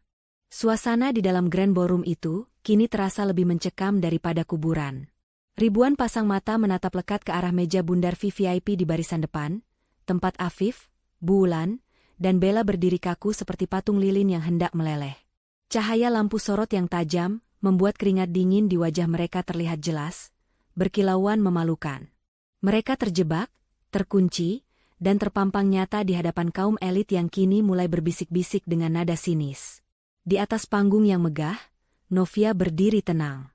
Ia tidak terlihat marah, tidak ada urat leher yang menegang atau teriakan histeris. Wajahnya sedingin es, namun di balik ketenangan itu tersimpan badai yang siap menghancurkan segalanya. Ia memandang mantan keluarganya itu dengan tatapan yang sulit diartikan, campuran antara rasa kasihan dan kejijikan yang mendalam. Mungkin sebagian dari Anda bertanya-tanya. Suara Novia kembali terdengar, memecah keheningan. Mengapa seorang istri direksi, atau setidaknya seseorang yang mengaku direksi, diusir seperti pengemis? Apa kesalahan fatal yang saya lakukan? Apakah saya berselingkuh? Apakah saya mencuri? Novia menggeleng pelan, lalu tertawa kecil yang terdengar sangat ironis. Tidak. Jawabannya jauh lebih sederhana dan menyedihkan. Saya diusir karena saya dianggap miskin. Karena saya dianggap tidak bisa menghasilkan uang untuk gaya hidup mereka yang selangit. Dan malam ini, saya ingin Anda semua menjadi saksi. Seperti apa, kualitas, moral dari orang-orang yang duduk di meja terhormat ini. Novia mengangkat tangan kanannya, lalu menjentikan jarinya pelan. Sinyal kecil itu langsung ditangkap oleh tim operator di ruang kontrol. Seketika, layar LED raksasa berukuran bioskop yang menjadi latar belakang panggung berubah tampilan. Logo emas Permata Group menghilang, digantikan oleh sebuah rekaman video berkualitas tinggi. Gambar itu hitam putih, khas rekaman CCTV, Namun resolusinya sangat tajam dan suaranya telah dijernihkan dengan teknologi audio terkini. Di layar raksasa itu, terpampang jelas kejadian malam sebelumnya. Adegan di teras rumah kontrakan Afif. Hujan rintik-rintik terlihat jelas di layar. Sosok Afif terlihat keluar dari pintu dengan wajah bengis, menyeret sebuah koper hitam dan melemparkannya begitu saja ke lantai basah hingga koper itu terguling menyedihkan. "Lihat itu!"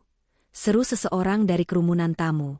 Lalu, suara dari video itu menggema keras melalui speaker Dolby Surround yang terpasang di setiap sudut ballroom, membuat percakapan hina itu terdengar sangat jernih, seolah-olah bulan sedang berteriak tepat di telinga setiap tamu undangan. "Pergi. Aku mau tahu siapa yang mau menolongmu di jam segini. Kau ini tak punya siapa-siapa. Yatim piatu miskin." Suara lengkingan bulan di video itu terdengar sangat kasar. Kontras sekali dengan penampilannya malam ini yang bergelimang emas dan sok anggun. Di layar, wajah bulan terlihat sangat jelek saat sedang marah. Matanya melotot serakah dan mulutnya mencibir menghina. Para tamu undangan di ballroom sontak menutup mulut mereka karena kaget. Beberapa ibu-ibu sosialita menatap jijik ke arah bulan yang asli. Video berlanjut. Terdengar suara Afif yang tak kalah kejamnya. "Ingat, Novia. Jangan pernah bermimpi untuk kembali ke sini. Rumah ini, semua isinya, adalah milikku. Kau datang tanpa membawa apa-apa, jadi kau juga harus pergi tanpa membawa apa-apa." Rekaman itu diakhiri dengan adegan Novia yang berjalan sendirian menembus hujan, disusul suara pintu yang dibanting keras oleh Afif dan tawa kemenangan dari bulan di dalam rumah. Layar kembali gelap. Keheningan yang menyusul kali ini terasa sangat berat. Afif merasa lututnya benar-benar kehilangan tulang. Ia merosot kembali ke kursinya, menundukkan kepala dalam-dalam. Wajahnya merah padam, bukan karena marah, tapi karena rasa malu yang tak tertahankan. Video itu telah menelanjanginya habis-habisan. Citra, eksekutif muda sukses dan penyayang keluarga, yang ia bangun mati-matian, hancur lebur dalam durasi video kurang dari 2 menit. Bulan gemetar hebat.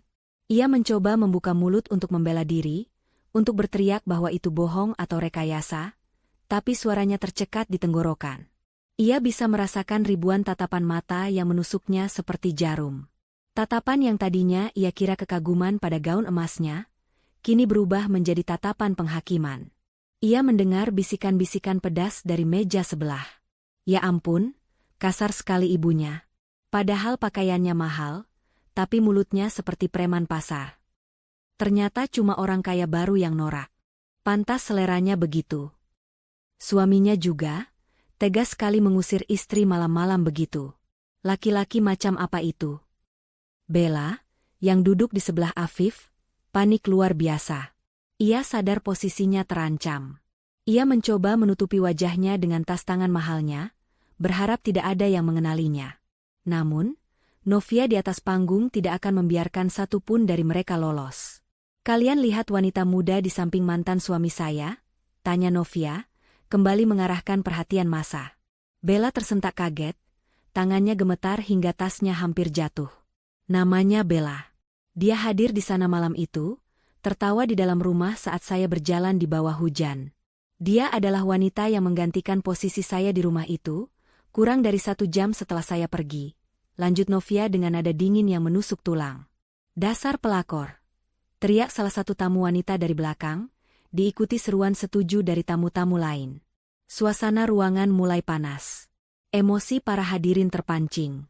Mereka yang hadir di sini rata-rata adalah orang berpendidikan dan berkelas, dan bagi mereka, tindakan Afif dan keluarganya adalah pelanggaran etika berat yang menjijikan. Novia mengangkat tangannya sedikit, meminta ketenangan. Seketika ruangan kembali senyap, mematuhi sang ratu. "Video tadi adalah bukti," ucap Novia perlahan, menatap tajam tepat ke manik mata Afif yang ketakutan. "Bukti bahwa harta dan jabatan tidak bisa membeli kelas ataupun hati nurani. Kalian membuang saya karena mengira saya tidak punya apa-apa. Kalian menghina saya karena saya yatim piatu. Kalian merasa berhak menginjak-injak saya karena kalian pikir kalian lebih tinggi." Novia melangkah turun dari podium, berjalan perlahan menuruni anak tangga panggung menuju ke arah meja Afif. Gaun merahnya menyapu lantai dengan dramatis. Para tamu undangan secara otomatis membelah diri, memberikan jalan bagi sang pemilik tahta. Setiap langkah kaki Novia terdengar berdebam di jantung Afif. Novia berhenti tepat di depan meja mereka, hanya berjarak 1 meter dari wajah Afif yang pucat. Ia menatap Afif dari ketinggian, meski Afif sedang duduk, namun secara harfiah maupun kiasan, Novia kini berada jauh di atasnya. Mas Afif, sapa Novia lembut namun mematikan. Bagaimana rasanya? Apakah kau masih merasa rumah kontrakan kecil itu adalah milikmu yang paling berharga? Apakah kau masih merasa hebat karena bisa mengusir wanita tak berdaya? Afif tidak mampu menjawab. Lidahnya keluh. Keringat dingin mengalir deras membasahi kerah kemeja mahalnya. Dan ibu, Novia beralih menatap Bu Wulan. Ibu bilang saya tidak punya siapa-siapa, kan? Lihat sekeliling ibu sekarang. Novia merentangkan tangannya, menunjuk ribuan tamu undangan, staf, keamanan, dan pelayan yang memenuhi ruangan itu. Mereka semua adalah orang-orang saya. Gedung ini milik saya. Hotel ini milik saya. Bahkan catering yang ibu makan dengan lahap tadi, dibayar dari kantong saya. Jadi, siapa sebenarnya yang tidak punya apa-apa di sini? Bu? Saya atau ibu? Bu Wulan terduduk lemas, wajahnya pucat seperti kain kafan. Kesombongannya rontok seketika, digantikan oleh ketakutan yang amat sangat akan masa depannya. Ia baru menyadari bahwa selama ini ia hidup di dalam gelembung ilusi, dan Novia baru saja memecahkan gelembung itu dengan jarum realita yang paling tajam. Nikmatilah sisa malam ini, bisik Novia, cukup keras untuk didengar oleh meja-meja di sekitarnya. Karena setelah pesta ini usai, kalian akan sadar bahwa neraka yang sesungguhnya baru saja membuka gerbangnya untuk kalian. Novia membalikkan badan, kembali berjalan menuju panggung dengan anggun, meninggalkan Afif, Bu Wulan, dan Bella yang kini menjadi paria, terasing dan terhina di tengah keramaian pesta yang seharusnya menjadi milik mereka. Hukuman sosial sudah dijatuhkan, dan eksekusi finansial sedang menunggu giliran. Novia kembali berdiri di balik podium, menata sedikit posisi mikrofonnya. Suara langkah kakinya yang tadi menggema kini telah senyap, digantikan oleh suara dengungan pendingin ruangan yang terasa semakin dingin menusuk tulang bagi 3 orang pesakitan di meja depan. Afif masih menunduk, napasnya memburu, matanya menatap kosong ketaplak meja putih yang kini terlihat buram oleh keringat yang menetes dari pelipisnya. Hadirin sekalian, suara Novia kembali terdengar, tenang namun penuh otoritas. Mungkin kalian berpikir bahwa saya terlalu sentimental membawa urusan pribadi ke ranah profesional. Tapi bagi saya, integritas adalah segalanya. Bagaimana seseorang memperlakukan keluarganya adalah cerminan bagaimana ia akan memperlakukan perusahaannya. Novia menatap lurus ke arah Afif yang kini perlahan mengangkat kepalanya, wajahnya basah oleh keringat dingin. Afif, panggil Novia datar. Kamu pasti bertanya-tanya, kenapa kamu bisa mendapatkan undangan VVIP ini? Kenapa tiba-tiba limit kartu kredit korporatmu menjadi unlimited pagi ini? Apakah kamu benar-benar sebodoh itu untuk mengira bahwa prestasi kerjamu yang biasa-biasa saja itu layak mendapatkan apresiasi setinggi langit? Afif terperanjat. Kata-kata Novia menohok tepat di ulu hatinya. Ia ingin membantah, ingin berteriak bahwa dia memang pekerja keras, tapi logikanya mulai bekerja.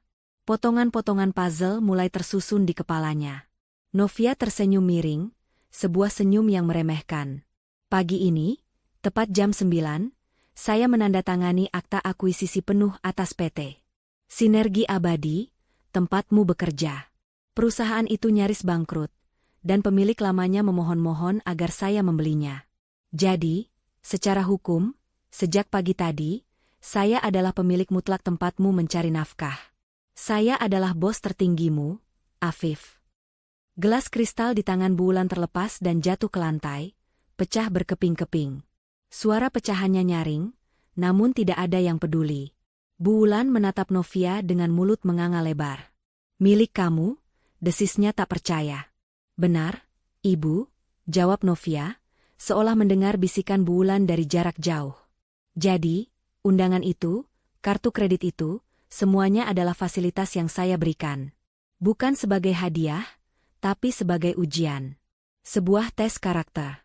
Dan selamat, kalian gagal total. Kalian menghabiskan uang perusahaan, uang saya, sebesar 350 juta rupiah, hanya dalam waktu 3 jam untuk membeli kostum badut yang kalian pakai sekarang.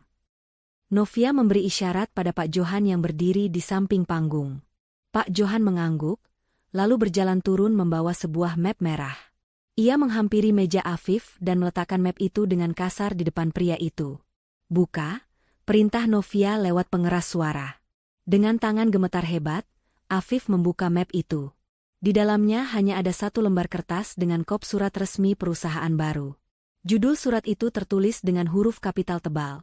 Surat Pemutusan Hubungan Kerja, PHK, tidak hormat. Afif Pratama. Suara Novia menggelegar, membacakan vonisnya. Berdasarkan bukti rekaman CCTV yang menunjukkan perilaku tidak bermoral, serta penyalahgunaan fasilitas keuangan perusahaan untuk kepentingan pribadi yang melampaui batas kewajaran, maka mulai detik ini, saat ini juga, kamu dipecat secara tidak hormat dari seluruh anak perusahaan Permata Group. Dunia Afif runtuh seketika. Semuanya terasa berputar. Dipecat tidak hormat dari perusahaan raksasa berarti karirnya tamat. Namanya akan masuk daftar hitam, blacklist, industri. Tidak akan ada perusahaan bonafide yang mau mempekerjakannya lagi. Tidak. Novia, kau tidak bisa melakukan ini. Afif akhirnya bersuara, serak dan putus asa. Ia berdiri, mencoba melakukan pembelaan diri yang sia-sia. Ini urusan rumah tangga. Kau tidak bisa mencampur-adukannya dengan pekerjaan. Aku punya hak. Hak? Potong Novia cepat. Matanya menyala garang. Hak apa yang dimiliki seorang suami yang membuang istrinya di tengah malam? Hak apa yang dimiliki seorang karyawan yang memakai uang perusahaan untuk membelikan selingkuhannya tas mewah? Kau bicara soal profesionalisme? Baik. Profesionalismenya adalah, kau telah menggelapkan aset perusahaan. Kau kira kartu kredit itu gratis? Itu utang, Afif. Itu pinjaman atas nama jabatanmu. Novia menunjuk ke arah Pak Rudi, mantan atasan Afif yang duduk di meja belakangnya. Pak Rudi, sebagai kepala divisi HRD yang lama, apakah Anda setuju dengan keputusan saya? Pak Rudi segera berdiri tegak, merapikan jasnya, dan membungkuk hormat ke arah Novia di panggung. Saya sangat setuju, Ibu Novia. Perilaku saudara Afif adalah aib bagi perusahaan kami. Surat pemecatan itu sah secara hukum dan administrasi. Afif menoleh ke belakang, menatap Pak Rudi dengan tatapan memohon, tapi Pak Rudi justru membuang muka dengan jijik. Afif benar-benar sendirian. Novia kembali menatap tajam ke arah Bu Wulan dan Bella. Dan untuk kalian berdua, Nyonya Wulan dan Nona Bella, kalian menikmati belanja tadi siang? Gaun, perhiasan, sepatu, semuanya dibayar pakai kartu kredit perusahaan atas nama Afif, bukan? Bu Wulan memegang kalung emas tebal di lehernya dengan erat, seolah takut benda itu akan terbang. Ini punya saya. Anak saya yang membelikannya. Teriak Bu Wulan panik, mencoba mempertahankan harta barunya. Salah, Ibu, koreksi Novia dingin. Itu dibeli menggunakan uang perusahaan. Karena Afif sudah dipecat dan terbukti menyalahgunakan wewenang, maka semua barang yang dibeli menggunakan kartu itu statusnya adalah barang curian atau aset sitaan. Kalian tidak berhak memilikinya. Apa? Pekik Bella histeris. Wajahnya yang tebal make up kini luntur oleh air mata ketakutan. Tapi ini kan hadiah. Masa diminta lagi? Kamu orang kaya kok pelit banget sih?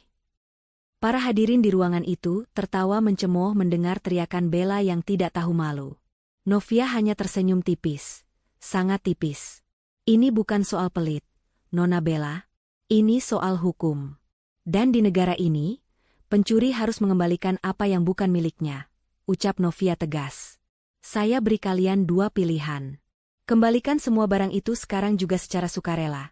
Atau saya akan menelepon polisi yang kebetulan sedang bertugas di luar gedung untuk menyeret kalian atas tuduhan penggelapan dana korporasi senilai ratusan juta rupiah. Penjara 5 tahun sepertinya cukup untuk mengajarkan kalian arti kerendahan hati. Ancaman penjara membuat nyali mereka ciut sekecil debu. Bu Wulan yang tadinya garang kini menangis terseduh-seduh, meraung-raung di kursinya. Jangan penjara. Jangan penjarakan ibu. Viv, lakukan sesuatu. Kamu kan suaminya. Afif hanya bisa terduduk lemas, menatap nanar ke arah panggung. Ia menatap wanita yang dulu ia sia-siakan, wanita yang dulu mencuci kakinya, wanita yang dulu ia bentak karena masakan kurang asin. Wanita itu kini berdiri di puncak dunia, memegang kendali penuh atas hidup dan matinya. Waktu kalian habis, ucap Novia final. Ia menatap Pak Rashid dan tim keamanan yang sudah bersiaga di pinggir ruangan. Pak Rashid, lakukan prosedur penyitaan aset. Lucuti semua yang menempel di badan mereka yang dibeli pakai uang saya. Jangan sisakan satu pun, walau hanya selembar benang. Novia menutup pidatonya dengan satu kalimat yang membuat bulu kuduk merinding. Malam ini, kalian masuk sebagai raja, tapi kalian akan keluar sebagai sesuatu yang lebih rendah dari pengemis. Novia meletakkan mikrofonnya dan berjalan mundur, duduk kembali di singgasana megahnya di tengah panggung, bersiap menyaksikan pertunjukan utama, runtuhnya harga diri manusia-manusia serakah. Perintah Novia bagaikan titah raja yang tak terbantahkan. Begitu mikrofon diletakkan, Pak Rashid memberikan isyarat tangan yang tegas.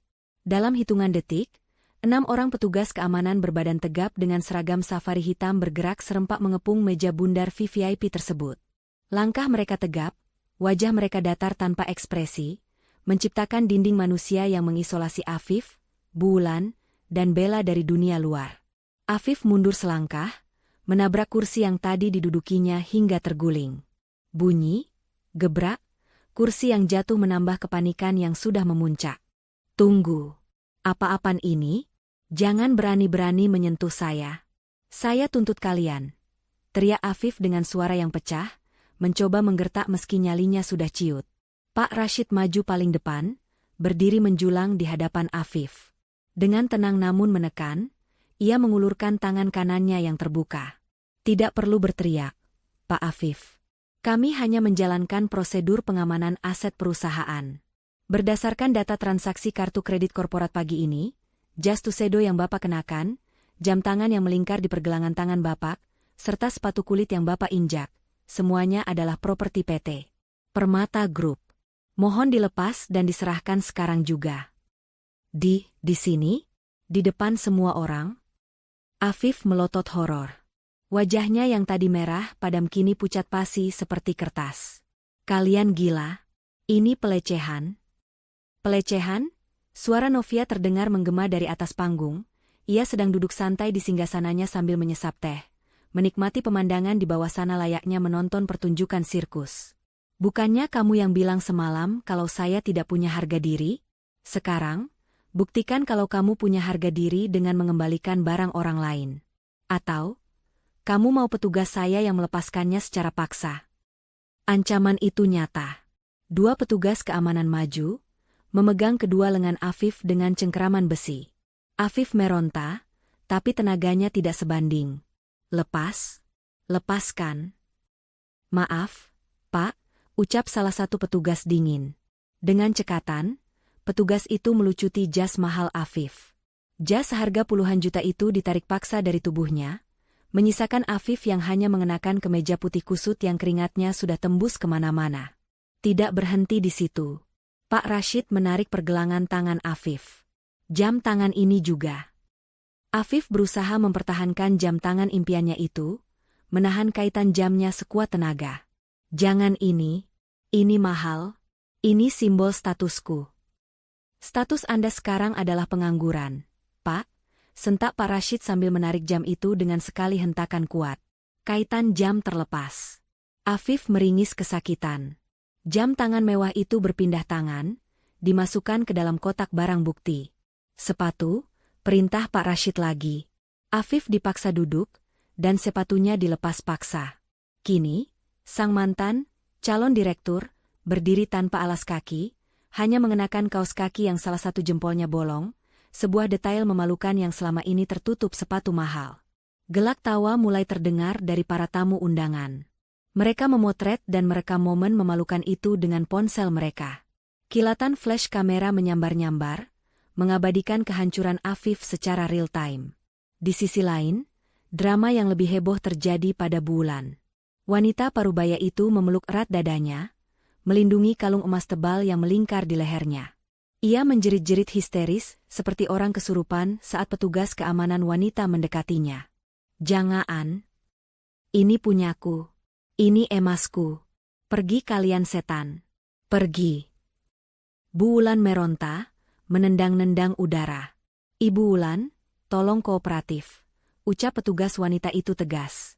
Kalung, gelang, cincin, dan anting yang ibu pakai dibeli pukul 11.30 siang tadi di toko emas Berlian Jaya menggunakan kartu kredit perusahaan. Kami punya struknya. Tidak, Aa. Novia, kau anak durhaka. Kau tega memperlakukan mertuamu begini? Teriak Bu Wulan, mencoba memanipulasi emosi dengan membawa status mertua.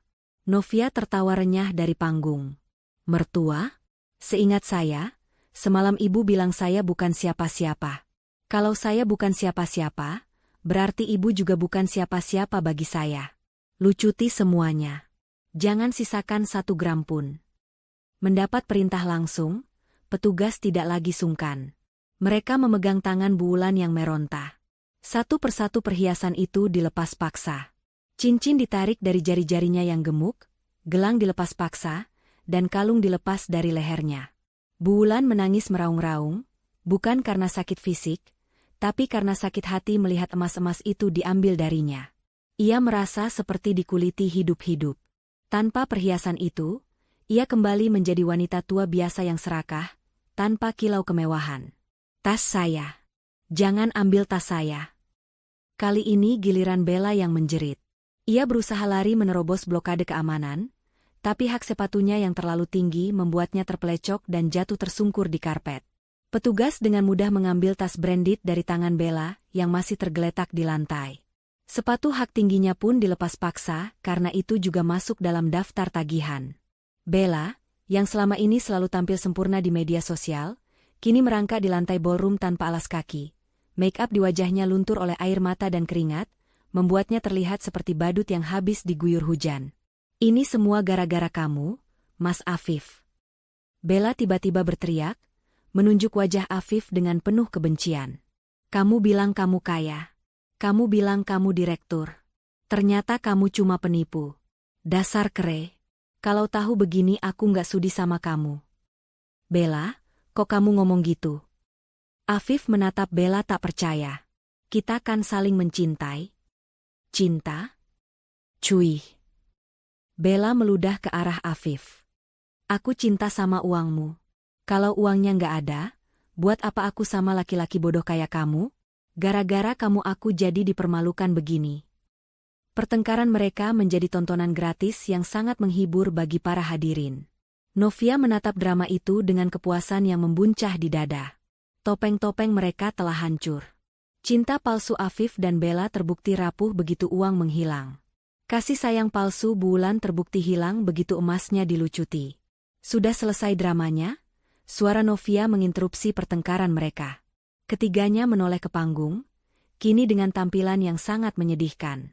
Afif dengan kemeja kusut dan tanpa sepatu, Bu Wulan yang rambut sanggulnya acak-acakan dan tanpa perhiasan, serta Bella yang make-upnya luntur dan bertelanjang kaki. Mereka berdiri di tengah kemegahan pesta seperti 3 ekor tikus got yang tersesat di istana. Di belakang mereka, tumpukan barang sitaan, jas, sepatu, tas, perhiasan, sudah diamankan oleh Pak Johan ke dalam kotak khusus. Sekarang, ucap Novia sambil berdiri dari singgasananya, tatapannya menghunus tajam. Kalian sudah bersih dari harta saya. Kalian sudah kembali ke wujud asli kalian. Tidak punya apa-apa. Persis seperti doa kalian untuk saya semalam. Novia menunjuk ke arah pintu keluar ballroom yang terbuka lebar di ujung ruangan yang jauh. Pintu keluar ada di sana. Silakan pergi. Dan ingat, jangan coba-coba naik taksi online pakai akun yang terhubung ke kartu kredit saya, karena semua akses sudah saya blokir semenjak 5 menit yang lalu. Kalian harus jalan kaki. Jalan kaki? Bu Wulan membelalak. Tapi rumah kami jauh. Dan di luar hujan, Novia. Hujan? Novia tersenyum miring, meniru ucapan Afif semalam. Bagus dong. Biar kalian merasakan apa yang saya rasakan semalam. Bedanya, saya punya ajudan yang menjemput. Kalau kalian, saya mau tahu siapa yang mau menolong kalian di jam segini. Kalian kan tak punya siapa-siapa. Kata-kata itu menampar balik Bu Wulan dengan telak. Kalimat kutukan yang ia ucapkan semalam kini berbalik menyerangnya dengan kekuatan 10 kali lipat. Karma itu nyata, dan ia datang lebih cepat dari kurir paket kilat. Seret mereka keluar, perintah Novia final kepada tim keamanan. Baik, Nyonya. Tanpa ampun, petugas keamanan mencengkeram lengan mereka bertiga. Afif, Bulan, dan Bella diseret paksa melewati ribuan tamu undangan. Sepanjang jalan menuju pintu keluar, mereka diteriaki, "Hu!" dan dicemooh oleh para tamu. Beberapa orang bahkan dengan sengaja menumpahkan sedikit minuman ke arah mereka saat mereka lewat. Penipu. Matre. Kualat lu. Caci maki itu berdengung di telinga mereka. Afif menunduk dalam-dalam, menutupi wajahnya dengan tangan. Bulan menangis histeris. Bella sibuk menutupi wajahnya dari kamera ponsel yang terus merekam. Ini adalah Walk of Shame, parade rasa malu, yang paling brutal dalam sejarah hidup mereka.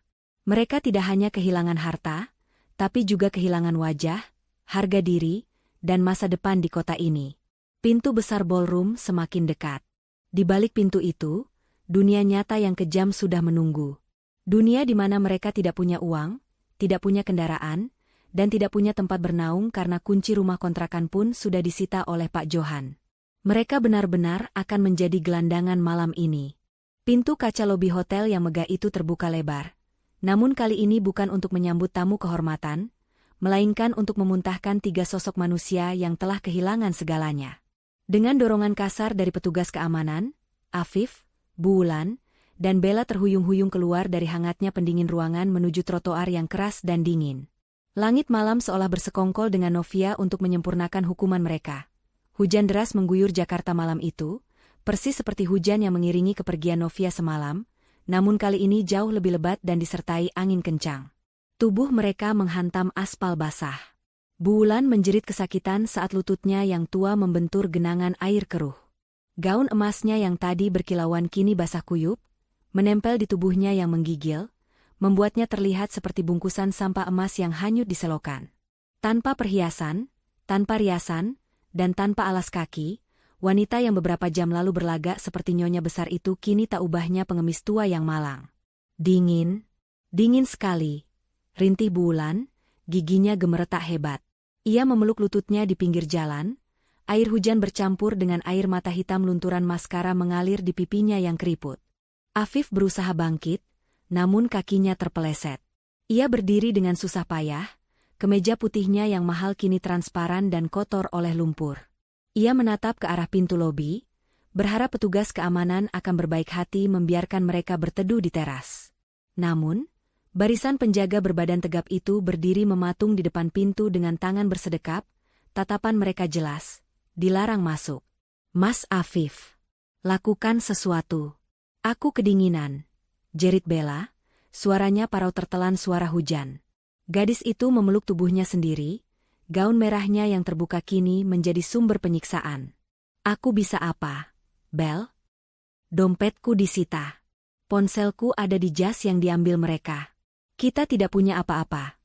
Balas Afif dengan nada putus asa, berteriak frustrasi ke arah langit gelap. Di tengah keputusasaan itu, sebuah mobil sedan hitam panjang mengkilap perlahan bergerak maju dari area drop-off lobby menuju tempat mereka terdampar. Itu mobil Novia. Mobil yang sama yang menjemput Novia semalam. Jendela belakang mobil itu gelap, namun Afif tahu siapa yang ada di dalamnya. Mobil itu berhenti tepat di depan mereka. Jendela kaca belakang perlahan turun beberapa sentimeter. Cukup untuk memperlihatkan sepasang mata tajam Novia yang menatap mereka dari dalam kabin yang hangat dan nyaman. Novia, seru Afif, naluri bertahannya muncul. Ia berlari mendekati mobil itu, mengetuk kaca jendela dengan panik. Novia, tolong, jangan tinggalkan kami begini. Ibu bisa sakit. Tolong beri kami tumpangan setidaknya sampai rumah. Bulan ikut menyeret tubuhnya mendekat, wajahnya memelas menyedihkan. Novia, menantu ibu yang baik, maafkan ibu, nak. Ibu hilaf. Tolong ibu, nak. Ibu kedinginan. Dari celah jendela, Novia tidak menjawab. Ia hanya menatap mereka datar, tanpa emosi, seolah sedang melihat orang asing yang tidak penting. Perlahan, Novia menaikkan kembali kaca jendelanya. Suara desingan motor kaca yang menutup itu terdengar seperti vonis mati bagi harapan Afif. Jalan, Pak Rashid, perintah Novia dari dalam. Mobil mewah itu pun melaju perlahan. Ban mobil yang besar melindas genangan air yang cukup dalam di pinggir jalan. Biurer. Cipratan air lumpur hitam muncrat deras, menyiram wajah dan tubuh Afif serta Bulan yang berdiri terlalu dekat. Mereka ternganga, air kotor masuk ke dalam mulut mereka. Afif mengusap wajahnya yang penuh lumpur dengan tangan gemetar, menatap lampu belakang mobil Novia yang semakin menjauh dan menghilang di tikungan jalan. Sang ratu telah pergi, meninggalkan para pengkhianat membusuk di selokan yang mereka gali sendiri. Keheningan yang menyakitkan menyelimuti mereka bertiga, hanya suara hujan yang terdengar. Tiba-tiba, Bella berdiri tegak, mengusap wajahnya kasar. Ia menatap Afif dengan tatapan jijik yang takaran bencinya melebihi apapun. Dasar laki-laki tidak berguna, maki Bella. Gara-gara kamu, hidupku hancur. Mulai detik ini, kita putus. Jangan pernah cari aku lagi. Tanpa menunggu jawaban, Bella berlari menerobos hujan tanpa alas kaki, meninggalkan Afif dan ibunya.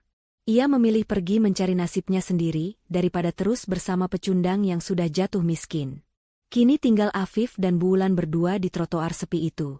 Basah, kotor, lapar, dan tidak punya uang sepeser pun. "Fif, kita pulang naik apa?" tanya Bulan lirih, suaranya bergetar hebat karena tangis. "Rumah kita, kuncinya kan sudah diambil pengacara itu. Kita tidur di mana malam ini?" Afif merosot duduk di aspal, membiarkan hujan memukul kepalanya. Ia teringat kata-kata ibunya semalam, "Aku mau tahu siapa yang mau menolongmu." Kini, pertanyaan itu berbalik padanya. Siapa yang mau menolong mereka? Teman-teman Afif pasti sudah tahu berita pemecatannya. Saudara-saudara mereka? Bulan terlalu sombong dan sudah memutus hubungan dengan banyak kerabat miskin. Mereka benar-benar sendirian. "Aku tidak tahu, Bu. Aku tidak tahu." Gumam Afif kosong. Bayangan masa lalu berputar di kepalanya. Bayangan saat Novia menyambutnya pulang kerja dengan senyum hangat, menyiapkan teh panas, dan memijat kakinya. Bayangan rumah yang bersih dan nyaman. Semuanya sirna. Novia adalah permata yang ia buang demi batu kali. Dan sekarang, permata itu bersinar di puncak menara, sementara ia hanyalah debu di jalanan yang akan tersapu air hujan ke saluran pembuangan. Malam itu menjadi malam terpanjang dalam hidup Afif dan Bulan. Di bawah guyuran hujan Jakarta yang tak kenal ampun, mereka meratapi nasib, menyadari bahwa penderitaan ini bukanlah ujian, melainkan hukuman seumur hidup yang baru saja dimulai. Penyesalan memang selalu datang terlambat, dan bagi mereka, penyesalan itu tidak ada gunanya lagi. Pintu maaf telah tertutup rapat, terkunci dari dalam oleh tangan Novia yang kini hidup bahagia dalam kemenangannya. Pesan moral: jangan pernah menilai seseorang hanya dari harta atau penampilan luarnya, dan jangan pernah menyia-nyiakan ketulusan orang yang mencintaimu di saat susah. Ingatlah, roda kehidupan selalu berputar. Kesombongan bisa menjatuhkanmu ke titik terendah dalam sekejap mata, dan karma akan selalu menemukan jalannya untuk membalas setiap perbuatan, baik ataupun buruk.